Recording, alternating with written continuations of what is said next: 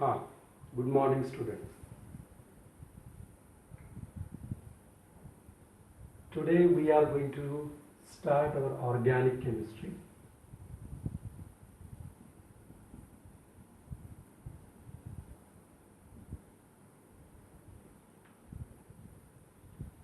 And to understand organic chemistry perfectly, we should know its basic concepts.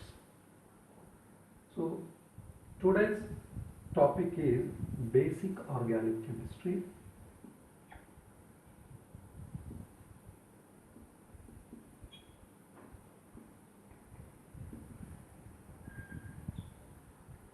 And this basic organic chemistry will help you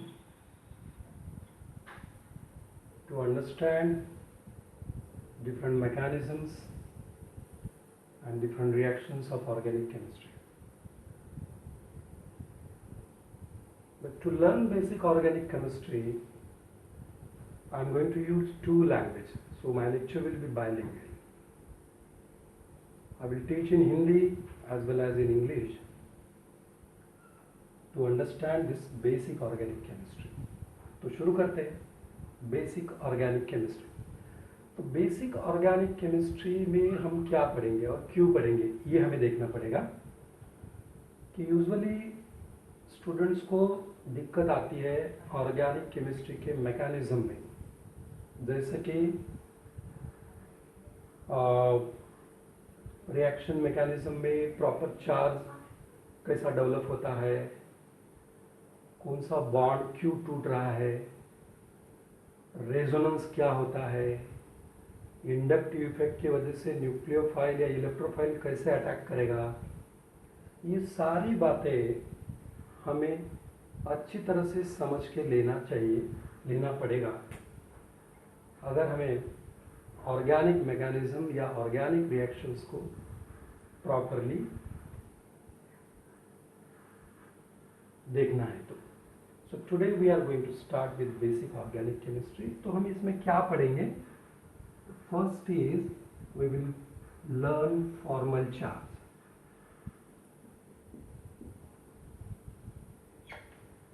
उसके बाद में हम देखेंगे inductive effect.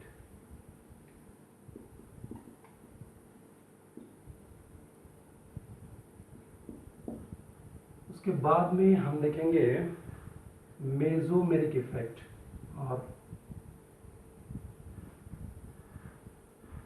Resonance effect देखेंगे. And उसके बाद में हम देखेंगे reactive intermediates.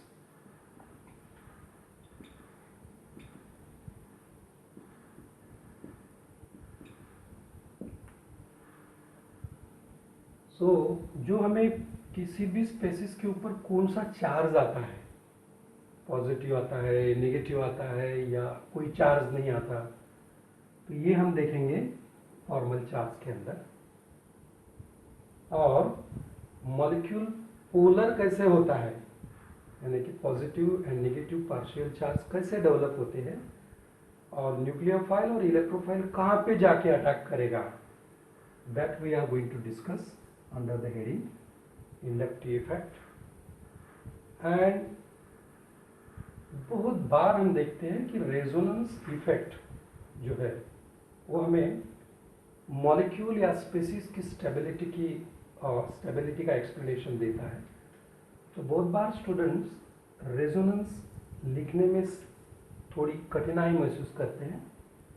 So that we are going to discuss under the heading resonance effect. उसके बाद में हम देखेंगे कि रिएक्टिव इंटरमीडिएट, जो कि रिएक्शंस जब होती है तो प्रोडक्ट और रिएक्शंस के बीच में जो स्पेसीज फॉर्म होती है, कैटायंस एनायंस फॉर्म होते हैं, उस रिएक्टिव इंटरमीडिएट्स के साथ में इन सब का क्या कोरिलेशन है. और रिएक्टिव इंटरमीडिएट को अच्छी तरह से समझने के लिए formal charge, inductive effect and resonance effect कैसा इफेक्टिव है, ये हम रिएक्टिव इंटरमीडिएट्स के अंदर देखेंगे. सो ठीक है, so let us start with formal charge. तो पहले हम फॉर्मल चार्ज से हम स्टार्ट करेंगे.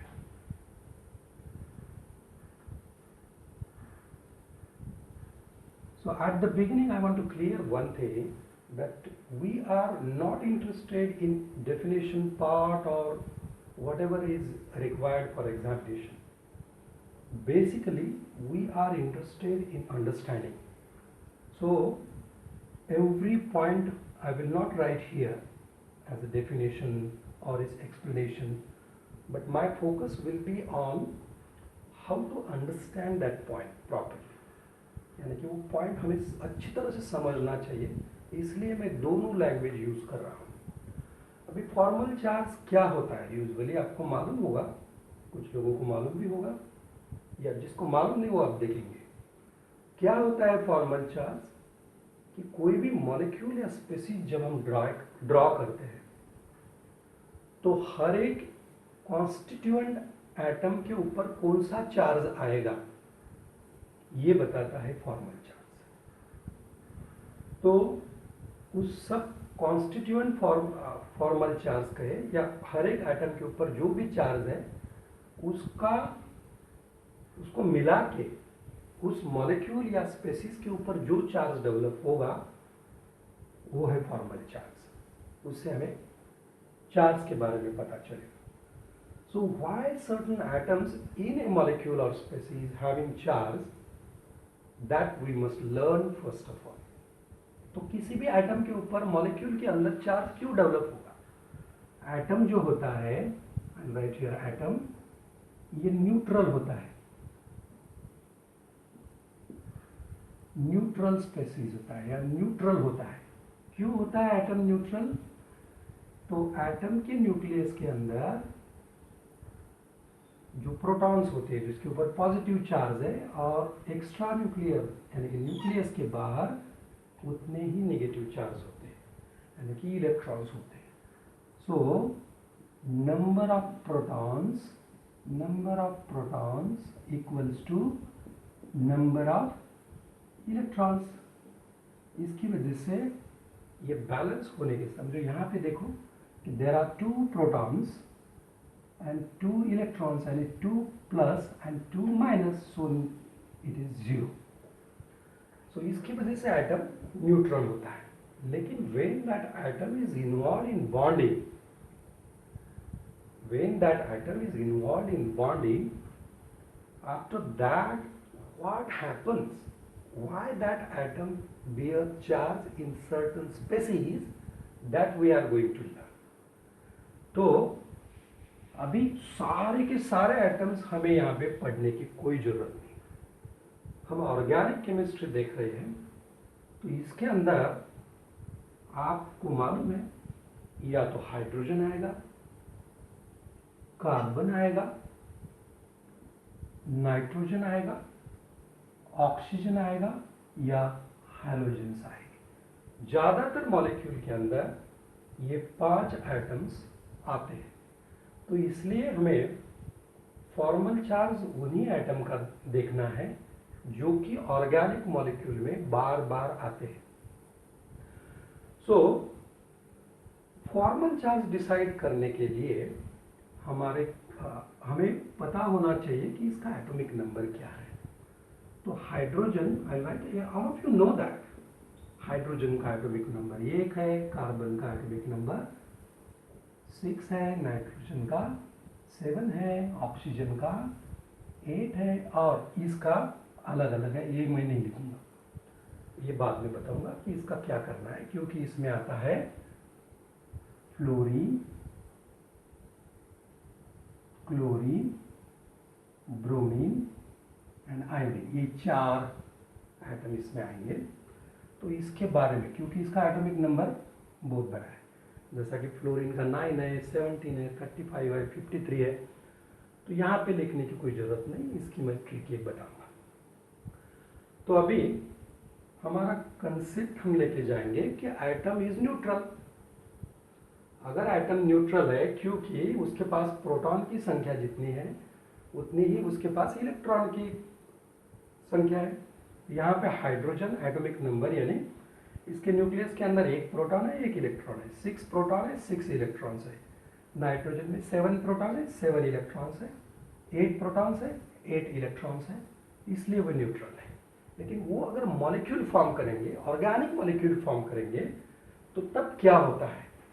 तो आपको यहाँ पे पता होना चाहिए कि हर एक की एक वैलेंसी होती है, यानी कि उसकी बॉन्ड फॉर्मिंग कैपेसिटी होती है, और ये जो वैलेंसी है that is decided by the valency electrons, यानी कि आउटर मोस्ट शेल के अंदर जो भी इलेक्ट्रॉन्स है वो डिसाइड करते हैं उसकी वैलेंसी कितनी है।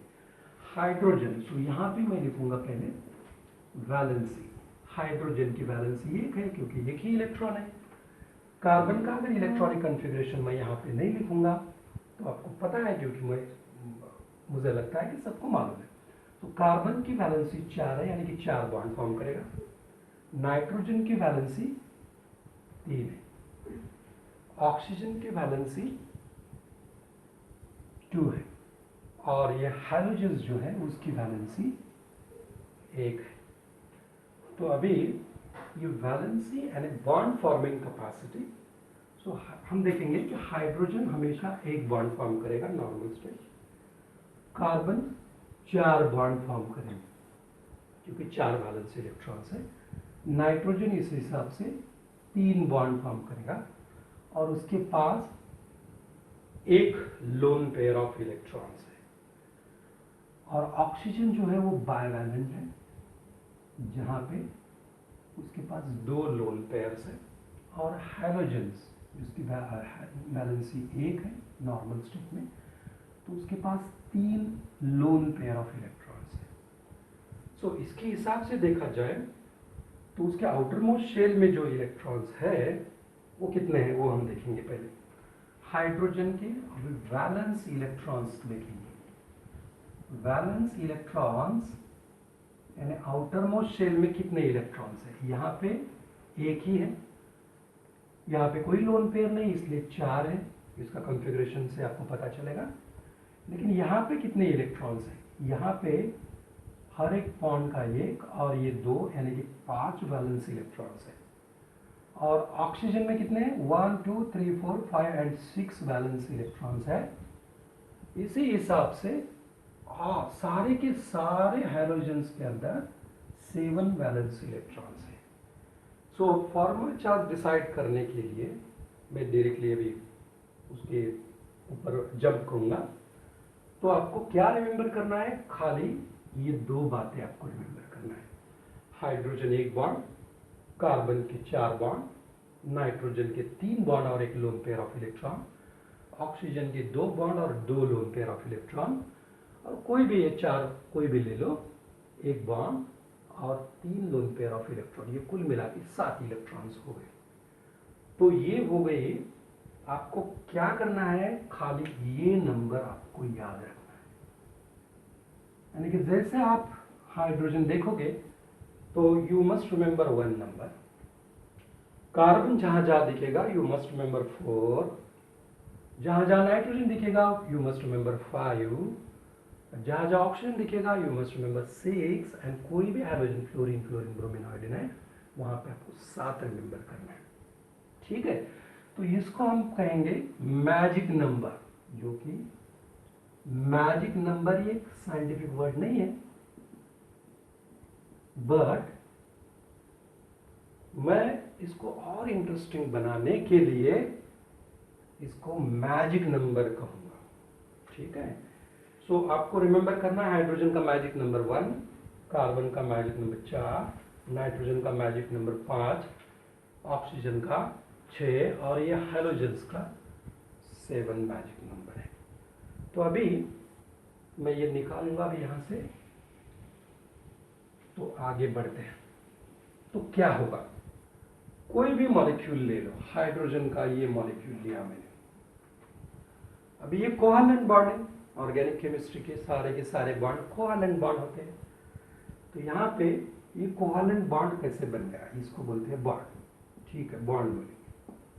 तो एक इलेक्ट्रॉन इसका आया, एक इलेक्ट्रॉन इस हाइड्रोजन का आया, यानी कि ऐसे एक इलेक्ट्रॉन इसका और एक इलेक्ट्रॉन इसका, यहाँ पे और यहाँ पे, दोनों के बीच में एक बॉन्ड है तो 2 इलेक्ट्रॉन्स है।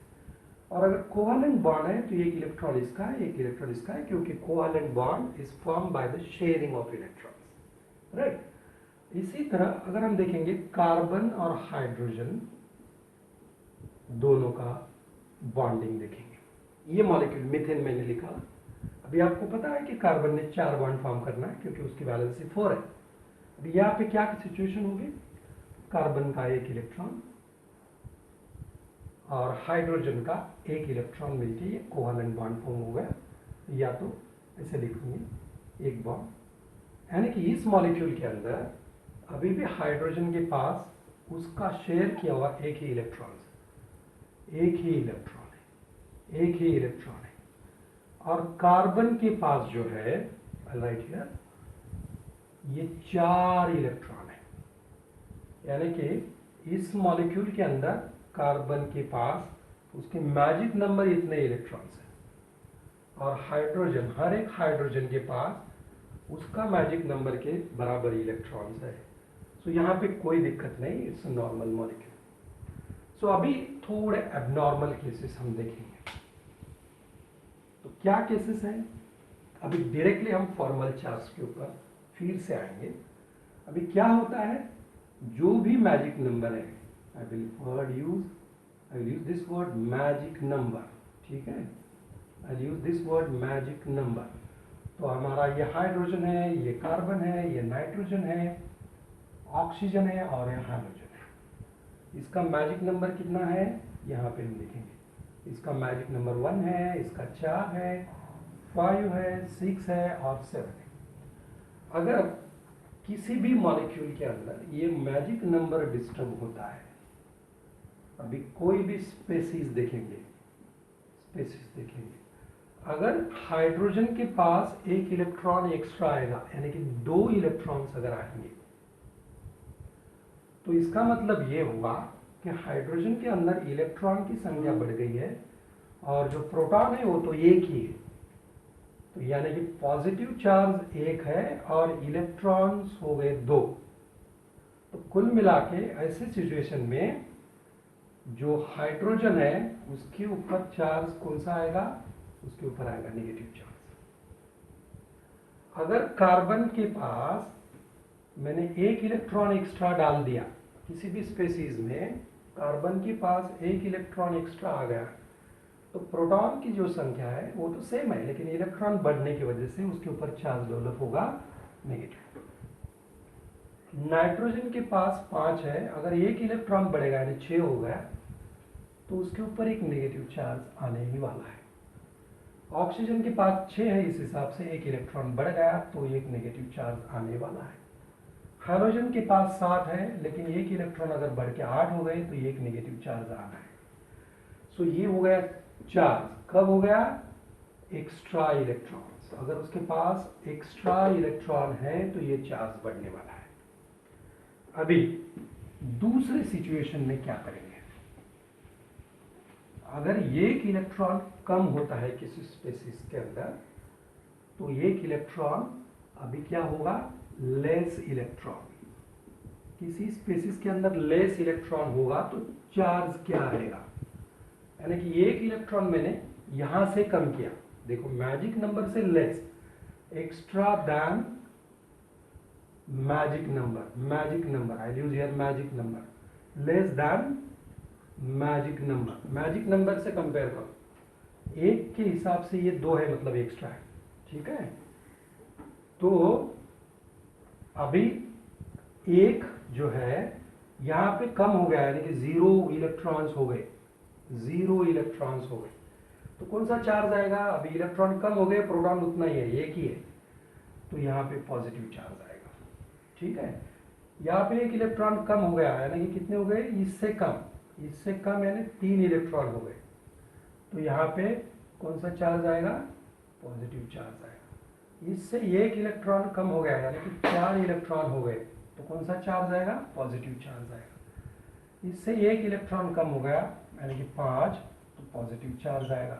If 1 electron is less than 7, that means 6, so positive charge आएगा। अगर मैजिक नंबर कितना है तो नो चार्ज, 1 इलेक्ट्रॉन एक्स्ट्रा है तो नेगेटिव चार्ज, 1 इलेक्ट्रॉन कम है तो पॉजिटिव चार्ज। हो गया हमारा फॉर्मल चार्ज का कंसेप्ट क्लियर। अभी कुछ एग्जाम्पल देखते हैं, उससे और आपका कंसेप्ट क्लियर हो जाएगा। मैं यहाँ पे देता हूँ, अगर मैंने हाइड्रोजन लिखा, कोई इलेक्ट्रॉन नहीं लिखा है, अगर मैंने हाइड्रोजन यहाँ पे लिखा, कोई इलेक्ट्रॉन नहीं लिखा, तो इसका मतलब एक से कम इलेक्ट्रॉन है, तो मैं हाइड्रोजन नहीं लिख सकता। यहाँ पे मुझे एक तो एक इलेक्ट्रॉन दिखाना पड़ेगा या तो पॉजिटिव चार्ज देना पड़ेगा। अगर मैंने हाइड्रोजन के ऊपर एक डॉट दिखा, तो इसका मतलब एक इलेक्ट्रॉन उसके पास है मैजिक नंबर के जितना, तो कोई चार्ज नहीं आएगा।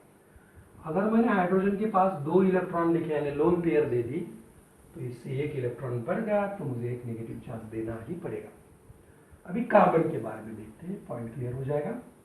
अभी यहाँ पे मैंने देखा, जो कि एग्जांपल में फिर से ले रहा हूँ, यहाँ पे 4 इलेक्ट्रॉन्स है, मैजिक नंबर है, नो चार्ज देखो है। अगर मैंने 3 ही बॉन्ड निकाले हाइड्रोजन या किसी कार्बन के साथ या कोई और एटम के साथ, तो हमारे कार्बन के पास ये 3 ही इलेक्ट्रॉन बनेंगे। अगर कार्बन के पास 3 ही इलेक्ट्रॉन है, तो एक इलेक्ट्रॉन कम हो गया, तो मुझे एक पॉजिटिव चार्ज देना पड़ेगा, नहीं तो गलत हो जाएगा। अगर हमारे हाइड्रोजन के पास एक एक इलेक्ट्रॉन फिर भी है, यहाँ पर भी है, यहाँ पर भी, इसलिए मैंने किसी भी हाइड्रोजन के ऊपर कोई चार्ज नहीं दिया। फिर भी एक स्पेसिस में निकालता हूँ और ये 3 बॉन्ड लिखे और एक पेयर दे दिया, तो टोटल इलेक्ट्रॉन कार्बन के पास कितने हो गए वो देख लो। ये 2 इलेक्ट्रॉन, बॉन्ड का एक, ये बॉन्ड का एक और ये बॉन्ड का एक, कितने हो गए? 1 2 3 4 एंड 5 हो गए, यानी कि 4 से ज्यादा है। तो मुझे कौन सा चार्ज देना पड़ेगा? नेगेटिव चार्ज देना ही पड़ेगा, नहीं तो गलत हो जाएगा। अगर मैंने एक ऐसा लिखा हाइड्रोजन हाइड्रोजन और एक डॉट दिया, यानी कि फ्री रेडिकल निकाला, तो यहाँ पे कितने इलेक्ट्रॉन हो गए कार्बन के पास? 1 2 3 और 4 इलेक्ट्रॉन हो गए, यानी कि उसके मैजिक के नंबर क्या है, तो कोई चार्ज नहीं आएगा। तो ये है फॉर्मल चार्ज स्पेसिस, जो रिएक्शन ड्यूरिंग रिएक्शन जो स्पेसिस फॉर्म होती है, उसके ऊपर कैसे चार्ज निकाला जाता है या रेजोनेंस के वक्त कैसे चार्ज दिया जाता है, इससे पता चलेगा। अभी नाइट्रोजन के ऊपर जंप करेंगे। नाइट्रोजन, ये मैंने निकाला, ये हमारा अमोनिया। अभी इलेक्ट्रॉन्स काउंट करो, कितने इलेक्ट्रॉन्स है? 1 2 3 4 एंड 5। कितने इलेक्ट्रॉन्स है नाइट्रोजन के पास? काउंट करो, 1 2 3 4 एंड 5, 5 इलेक्ट्रॉन्स है, उसके मैजिक नंबर के पास है, बराबर है। तो we need not to put any charge, so there is no charge in ammonia. अभी और एक नाइट्रोजन है, हाइड्रोजन का मॉलिक्यूल मैं लिखता हूँ। मैंने यहाँ पे 4 हाइड्रोजन लिखते, कोई लोन पेयर नहीं है, तो कितने इलेक्ट्रॉन्स हो गए नाइट्रोजन के पास? 1 2 3 एंड 4 हो गए। तो ये स्पेस ऐसा लिखा तो गलत हो जाएगा, क्योंकि नाइट्रोजन के पास तो 5 इलेक्ट्रॉन चाहिए, एक इलेक्ट्रॉन कम है। तो मुझे क्या करना पड़ेगा? यहाँ पे कौन सा चार्ज आएगा? 4 है तो पॉजिटिव चार्ज आएगा। ये हो गया हमारा अमोनियम आयन।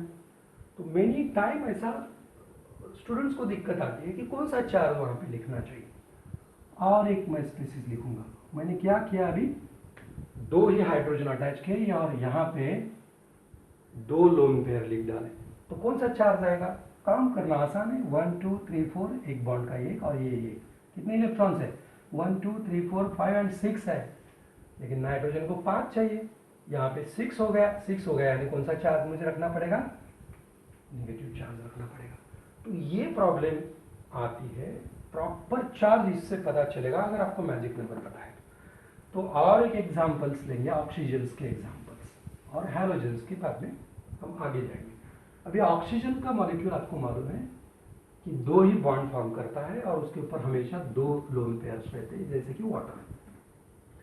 यहाँ पे देखो हाइड्रोजन का एक इलेक्ट्रॉन है, इसलिए चार्ज नहीं आएगा। ऑक्सीजन के कितने इलेक्ट्रॉन्स हो गए? ये 2 और 2 4, जो कि लोन पेयर उसकी खुद की है।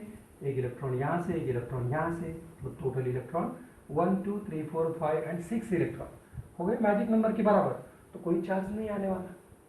अभी आगे चल के मैं लिखूंगा एक ऑक्सीजन और हाइड्रोजन, यहाँ पे मैं लिखूंगा 3 लोन पेयर, ऐसा स्पेसिस आया। तो चार्ज क्या है? अगर ऐसा लिखोगे तो गलत हो जाएगा। तो इसमें क्या लिखना पड़ेगा? 1 2 3 4 5 6 and 1 electron from this bond. कितने इलेक्ट्रॉन हो गए? 7 इलेक्ट्रॉन्स हो गए। ये तो मैजिक नंबर से आगे निकल गया, एक 7 इलेक्ट्रॉन हो गए, यानी कि कौन सा चार्ज डालना पड़ेगा मुझे? नेगेटिव, यानी कि ये हाइड्रोक्सिल आयन बन गया, हाइड्रोक्सिल आयन। ठीक है, हाइड्रोक्सिल आयन बन गया। अभी क्या करता हूं मैं, एक और स्पेसिस लिखता हूं, ऑक्सीजन, एक हाइड्रोजन जोड़ देता हूं यहाँ पे, और एक ही लोन पेयर लिखता हूँ, क्योंकि ये लोन पेयर तो हाइड्रोजन को ज्वाइन करने में लग गई। तो अभी चार ऐसा लिखोगे तो गलत हो जाएगा। तो कितना हो गया, 1 2 3 4 5, कितने हो गए, 5 हो गए। कितना चाहिए, 6 चाहिए, 5 हो गए, एक इलेक्ट्रॉन कम है, मतलब कौन सा चार्ज आएगा, इसके ऊपर पॉजिटिव चार्ज। नहीं लिखोगे तो पूरा के पूरा गलत हो जाएगा। ये हो गया हमारा हाइड्रोनियम आयन। तो ये दिक्कत हमेशा मैंने ऑब्जर्व की है while writing particularly the mechanism of chemical reaction. If you fail to write proper charge on the species, your answer will be wrong. So this basic concept, formal charge, is very very essential to understand organic reactions. Last में हम देखेंगे कि hydrogens जो है, hydrogens जो है ये एक ही बॉन्ड फॉर्म करता है नॉर्मल स्टेट में, मैं देखूँ। और आपको पता होना चाहिए कि 3 लोन पेयर है, क्योंकि उसके पास 7 इलेक्ट्रॉन्स है, 1 2 3 4 5 6 एंड 7 बैलेंस इलेक्ट्रॉन्स है। अगर मैं यहाँ पे हाइड्रोजन अटैच कर दूँ तो कोई दिक्कत नहीं, 7 इलेक्ट्रॉन्स है, 7 इलेक्ट्रॉन्स है, नो चार्ज। अगर मैंने यहाँ पे 2 बॉन्ड फॉर्म किया हाइड्रोजन के ऊपर और 2 ही लोन पेयर्स रखी, एक लोन पेयर मैंने बॉन्ड फॉर्म करने के लिए यूज किया, तो अभी कितने इलेक्ट्रॉन्स हो गए, 1 2 3 4 5 एंड 6 हो गए। एक इलेक्ट्रॉन कम हो गया, एक इलेक्ट्रॉन कम हो गया, यानी कौन सा चार्ज आएगा, पॉजिटिव चार्ज आना पड़ेगा। अगर हमारे हाइड्रोजन्स ने एक ही बॉन्ड फॉर्म नहीं किया और उसके पास 4 लोन पेयर मैंने रख दी, तो कौन सा आएगा, 1 2 3 4 5 6 7 8 हो गया, यानी कि एक इलेक्ट्रॉन बढ़ गया। तो मुझे इसके ऊपर नेगेटिव चार्ज देना ही पड़ेगा, नहीं तो मेरा गलत हो जाएगा। तो ये हो गया। इसी तरह you can find out formal charge for other elements, for other atoms, other elements or other atoms, by just knowing their valence shell electrons and by considering all these points you can find out. But all these atoms are coming again and again in organic molecule. That's why I personally feel that you should know only 5 molecules with their magic number while writing. If you have to, you make it habit that whether electrons are around that atom are equal to its magic number or not. If not, then put proper charge on it. You will get a correct species. You will get a correct ion, cation or anion.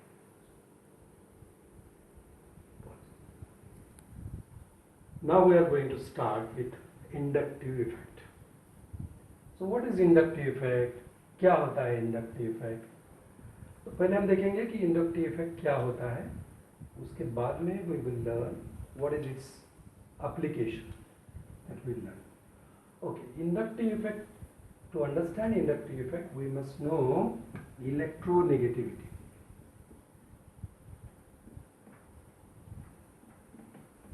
ये सारा की सारा inductive effect electronegativity के ऊपर depend करता है। क्या होती है इलेक्ट्रोनेगेटिविटी? इलेक्ट्रोनेगेटिविटी यानी capacity to attract bond pair electrons.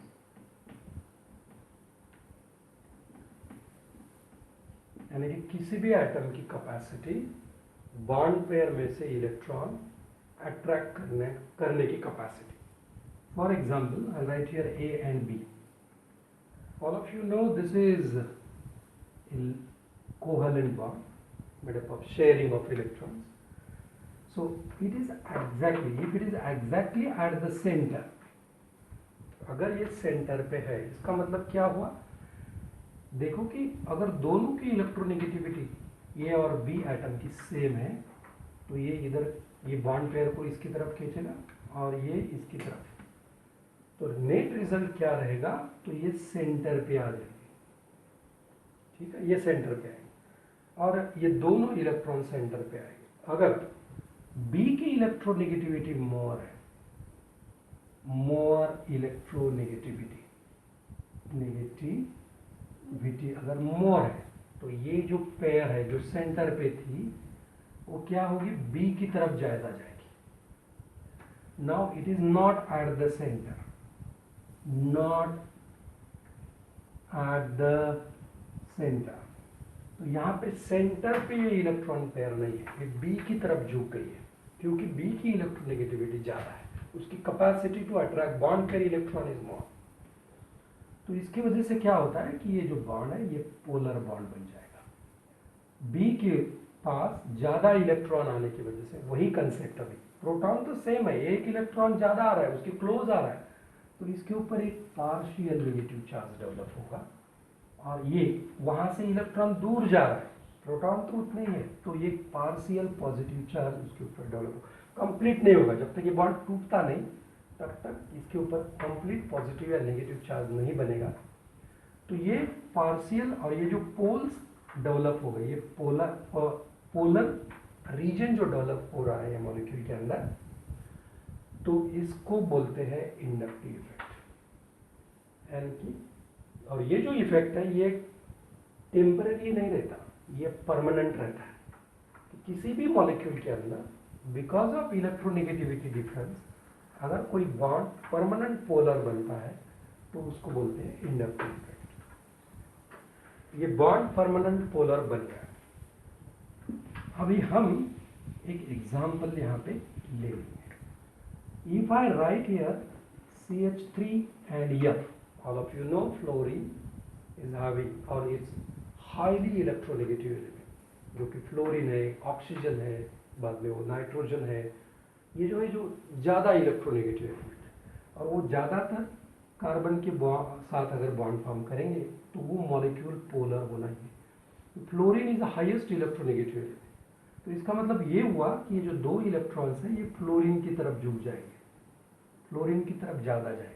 ये एग्जैक्टली सेंटर, दोनों के न्यूक्लियस के सेंटर के पास, मतलब दोनों के एग्जैक्टली सेंटर, न्यूक्लियस के सेंटर, जो दोनों के न्यूक्लियस है वहाँ नहीं रहेगा, फ्लोरीन की तरफ ज़्यादा जाएगा।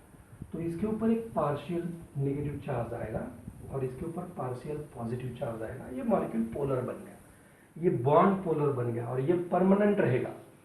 यानी कि ये जो मॉलिक्यूल है ये मॉलिक्यूल अभी पोलर मॉलिक्यूल बन गया। क्यों बन गया?